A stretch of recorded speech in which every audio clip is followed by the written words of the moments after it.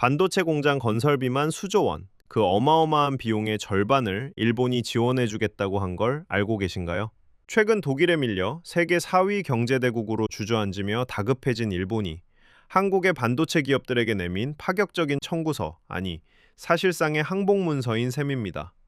여러분, 내 돈 내고 내 공장 짓겠다는데 남의 나라 정부가 무려 반값을 내주겠다는 건데요. 상식적인 비즈니스 생태계에서는 앞뒤 안 가리고 수락해야 할 파격적인 조건이잖아요. 그런데 우리 기업들의 반응이 아주 재밌습니다. 눈길조차 주지 않았거든요. SK 하이닉스는 아예 공식적으로 검토한 적도 없다며 얼음장처럼 선을 그어버렸고요. 삼성전자는 요코하마에 여러 개의 반도체 칩을 하나로 예쁘게 묶어 성능을 높여주는 기술 인첨단 패키징 관련 연구시설, 즉 R&D 센터 정도만 지어주며 보조금을 챙기는 영리함만 보였을 뿐, 반도체 산업의 심장이자 핵심이 되는 거대한 생산 전공정 팹, 그러니까 둥근 웨이퍼판에 미세한 회로를 그리는 진짜 알짜배기 공정은 단호하게 거절했습니다. 여러분, 이상하지 않으신가요? 우리는 왜 그 달콤한 수조 원짜리 황금 다발을 시원하게 마다했을까요? 단순한 경제 뉴스 이면에 숨겨진 40년 넘게 이어진 사활을 건 한일 반도체 전쟁. 그 소름 돋는 세 번의 공격과 통쾌한 역전극의 핵심을 팩트에 기반해 명쾌하게 짚어드리겠습니다. 시계를 40여 년 전으로 잠시 되돌려 볼까요? 1980년대 초반 한국과 일본의 체급 차이는 감히 경제라는 단어를 붙여 비교조차 민망한 수준이었습니다. 1980년 기준 한국의 1인당 GDP가 고작 1,700달러 수준에 머물러 있을 때 일본은 이미 1만 달러 선에 육박하는 약 9,400달러를 넘겼거든요. 무려 5배가 넘는 까마득하고 절망적인 격차였죠. 당시 일본은 도쿄 부동산을 다 팔면 미국 전체를 살 수 있다는 우스갯소리가 진지하게 나올 정도로 돈이 넘쳐나던 전대미문의 초호황기였습니다. 당연히 전 세계 반도체 시장의 절반 이상은 일본의 동무대였죠. 글로벌 상위 10개 반도체 기업 중 무려 6개가 NEC, 도시바, 히타치 같은 일본 기업이었으니까요. 그야말로 그 누구도 건드릴 수 없는 절대 강자였습니다. 그런데 이 철옹성 같은 시대에 변방의 한국에서 반도체를 하겠다는 파격적인 선언이 나오게 됩니다. 1974년 당시 32세의 젊은 동양방송 이사였던 이건희 선대 회장이 사재를 털어 한국 반도체라는 낡은 회사의 지분을 인수했을 때 그룹 내부에서조차 거센 반대가 빗발쳤습니다. 우리가 당장 흑백 TV나 라디오 조립하기도 바쁜데 매년 적자만 보는 저 고철 덩어리로 무슨 반도체냐는 냉소였죠. 당시 한국의 기술 수준은 라디오에 들어가는 트랜지스터 칩이나 겨우 땜질하는 수준이었으니까요. 하지만 수뇌부의 내구조는 달랐나 봅니다. 이병철 회장과 이건희 이사는 확신했습니다. 반드시 반도체의 시대가 온다. 그리고 1983년 2월 8일 일본 도쿄, 이병철 회장은 역사적인 선언을 던집니다. 삼성은 본격적으로 초고밀도 반도체 사업에 진출한다. 이른바 도쿄 선언입니다. 외부의 반응은 지독하게 냉담했어요. 일본 언론들은 한국이 무슨 반도체냐, TV나 고장 안 나게 제대로 만들어라 며 조롱 섞인 기사를 쏟아냈죠. 그런데 여기서 삼성은 상상을 초월하는 명령을 내립니다. 통상 18개월 이상 걸리는 반도체 공장을 단 6개월 만에 완공하라는 거였죠. 반도체의 생명이라는 먼지 하나 없는 클린룸이 뭔지 구경조차 못해본 시절이었습니다. 하지만 기적이 일어납니다. 겨울원 땅을 곡괭이로 파내며 주말도 반납하고 밤낮 없이 매달린 끝에 경기도 용인 기흥 허허벌판에 정말로 6개월 만에 공장이 뚝딱 올라간 겁니다. 공기를 맞추려고 직원들이 한겨울에 횃불을 켜놓고 시멘트를 발랐다는 일화는 여전히 전설처럼 내려오죠. 그리고 그해 11월, 단 9개월 만에 미국과 일본에 이어 세계 세 번째로 64K 디램 개발에 성공해버립니다. 자, 이쯤 되면 일본이 한국 제법인데? 하고 박수를 쳐줬을까요? 그들이 선택한 건 철저한 고사작전이었습니다. 한국이 64K 디램을 만들었다는 소식에 일본 반도체 기업들은 기다렸다는 듯이 누구 하나가 망할 때까지 가격을 내리는 무자비한 치킨 게임 시작합니다. 디램 가격을 원가 이하로 바닥에 내동댕이 쳐버린 거죠. 순식간에 시장 가격이 3달러에서 0.3달러까지 폭락해버립니다. 이게 왜 무서운 거냐면요. 당시 삼성이 칩 하나를 만드는 데 들어가는 원가가 1.3달러였거든요. 즉 1.3달러를 들여서 0.3달러에 파는 겁니다. 공장을 돌리면 돌릴수록 하나를 팔 때마다 1달러씩 피를 토하는 끔찍한 구조였죠. 삼성의 누적 적자는 눈덩이처럼 불어나 순식간에 1,300억 원을 찍습니다. 당시 물가로 1,300억 원이면 지금과는 비교할 수도 없는, 자칫 그룹 전체가 공중분해될 수도 있는 어마어마한 시한폭탄이었습니다. 업계에서는 삼성 반도체 이대로 문 닫는다는 소문이 기정사실처럼 파다했죠. 일본은 쾌재를 불렀습니다. 막대한 자금력으로 신생 도전자를 짓밟아 시장에서 영원히 퇴출시키는 것. 그들에게는 완벽한 시나리오였으니까요. 일반적인 기업이라면 당연히 여기서 백기를 들고 손절합니다. 적자가 천억 단위를 넘어가는데 이성적인 경영진이라면 빠지는 게 맞죠. 하지만 이병철, 이건희 두 승부사는 완전히 상식을 파괴하는, 어떻게 보면 광기에 가까운 미친 결단을 내리게 됩니다. 누적 적자 1,300억 원인 숨막히는 상황에서 오히려 수천억 원을 더 끌어와 투자를 3배 가까이 늘려버린 겁니다. 반도체 가격은 바닥을 기고 숨이 넘어갈 지경인데 넥스트 스텝을 밟기 위해 더 큰 256K 디램 공장을 지어버린 거죠. 오직 반드시 반도체 호황은 다시 온다는 통찰력 하나뿐이었습니다. 모두가 제정신이 아니라고 혀를 찼습니다. 그런데 거짓말처럼 시장이 움직입니다. 1987년 미국에서 개인용 PC 열풍이 불어닥치면서 메모리 반도체 수요가 그야말로 폭발해버린 겁니다. 일본 기업들은 덤핑을 치느라 다음 세대 투자를 주춤했던 탓에 이 미친 수요를 감당하지 못해 쩔쩔맸죠.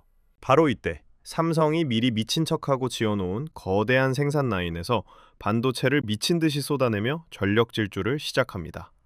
단 1년 만에 그동안 뼈를 깎았던 누적 적자 1,300억 원을 모조리 갚아버렸어요.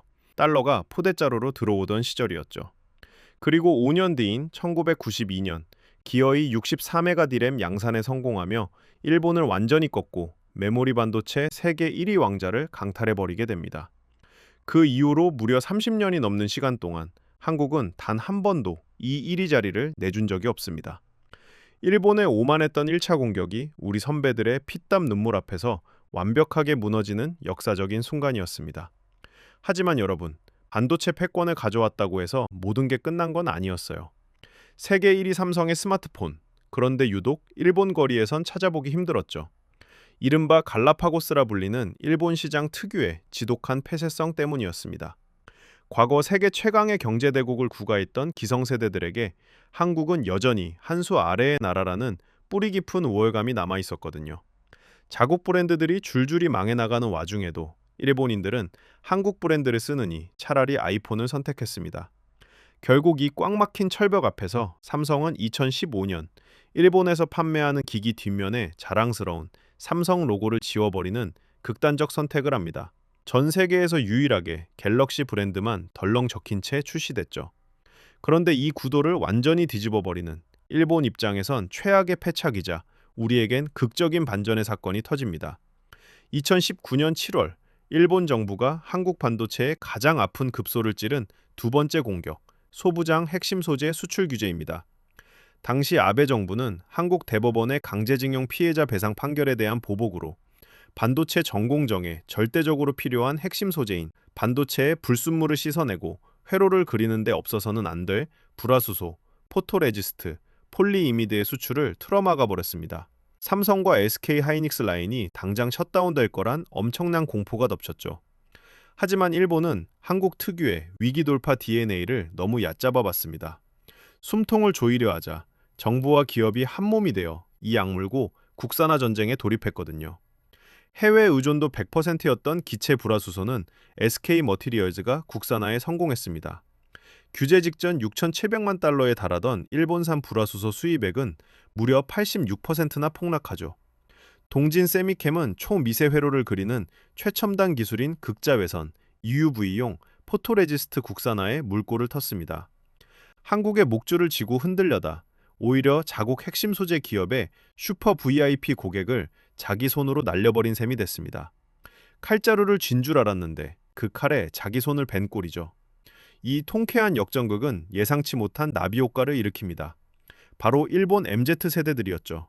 K문화를 소비하던 젊은 세대는 이 사태를 보며 일본 정부가 딴지를 걸 만큼 한국 기술력이 진짜 강하구나 라는 걸 무의식 중에 인정하게 된 겁니다. 이 도도한 물살을 탄 삼성은 마침내 2023년 8년 만에 당당히 삼성 로고를 부활시켰습니다. 그리고 최근 데이터에 따르면 기어이 구글, 애플 등과 당당히 선두 경쟁을 벌이며 점유율을 폭발적으로 끌어올렸죠. 프리미엄 라인인 Z 폴드와 Z 플립으로 일본 소비자의 마음을 정면 돌파해버린 겁니다. 이제 그들은 세 번째 승부수, 이번엔 칼 대신 두툼한 돈봉투를 꺼내듭니다. 2026년 현재 일본 정부는 반도체 부활을 위해 향후 10조엔, 약 93조 원을 쏟아붓겠다고 선언했습니다. 도요타, 소니 등 드림팀을 모아 세운 국책회사 라피더스에 누적 28조 원을 밀어주며 단숨에 머리카락 굵기에 수만 분의 1 수준인 2나노 초미세 최첨단 반도체를 양산하겠다는 목표를 세웠죠. 하지만 냉정히 짚어볼까요? 지금 일본 독자 수준은 40나노에 불과합니다.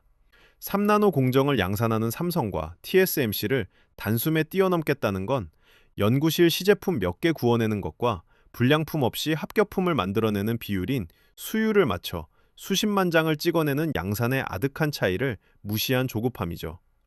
그래서 그들은 고개를 숙이고 찾아온 겁니다. 공장 건설비 절반을 대줄 테니 제발 같이 하자는 거죠. 하지만 우리는 1초의 망설임도 없이 시원하게 거절했습니다. 정답은 대한민국 경기도 용인에 있습니다. 지금 용인 일대엔 수많은 반도체 공장과 관련 기업들이 한데 모여 엄청난 시너지를 내는 거대한 산업단지, 이른바 메가클러스터가 구축되고 있죠. 삼성이 무려 500조 원, SK하이닉스가 122조 원을 확정지었습니다. 도합 622조 원이라는 천문학적인 돈이 한 도시의 융단폭격처럼 집중되고 있는 겁니다. 일본의 93조 원은 푼돈에 불과하죠. 수백 개의 소부장 기업과 연구 인력, 완벽한 물류망이 거미줄처럼 맞물려야 하는 반도체 생태계가 이미 한국에 촘촘히 구축되고 있는데 일본으로 갈 이유가 없습니다. 게다가 우리는 2019년에 공짜 점심의 무서움을 뼈저리게 겪었습니다. 다시 일본의 통제권 아래에 우리 산업의 심장을 내어줄 바보는 대한민국에 없습니다. 삼성 기흥공장의 지명은 1914년 일제강점기 시절 기곡과 구흥을 멋대로 통폐합해 만든 이름이었습니다. 이 지독한 아이러니 위에서 우리는 피눈물을 흘리며 반도체의 역사를 썼습니다. 1985년 원가 이하 덤핑 공격에는 미친 역투자로 응수했고 2019년 소부장 수출 규제에는 철저한 국산화로 일본의 목줄을 끊어냈죠. 그리고 2026년 보조금 유혹에는 용인 622조 원 투자로 시원하게 거절의 카운터펀치를 날렸습니다. 그들이 공격할 때마다 한국은 진화했고 결국 일본은 비굴하게 손을 내밀 수밖에 없게 된 겁니다. 하지만 여기서 샴페인을 터뜨리기엔 이릅니다. 반도체 완제품에서는 압도적 1위지만 첨단 소재와 장비 자립화율은 여전히 30%대입니다. 미국 소재 기술력을 100이라 할 때 일본은 96점, 우리는 83점으로 아직 일본이 장악한 기초 체력을 무시할 수 없죠. 게다가 데이터를 꽉 막힌 길 없이 뻥 뚫린 고속도로처럼 엄청나게 빨리 처리해주는 HBM과 AI라는 완전히 새로운 전장이 열렸고 무서운 속도로 추격하는 중국도 있습니다. 43년 전 모두가 안 된다며 비웃을 때 불가능을 가능으로 만든 선배들의 뚝심 위에서 우리는 지금 배를 불리고 있습니다. 이제 역사는 우리에게 날카롭게 묻고 있습니다. AI 시대로 재편되는 이 글로벌 반도체 전쟁, 이 도전을 압도적으로 돌파할 승부사는 누가 될까요? 시선이 머무는 곳에 흔들리지 않는 진실이 있습니다. 오늘 따끈따끈한 경제가 준비한 내용은 여기까지입니다. 구독과 좋아요, 알림 설정 부탁드립니다. 감사합니다.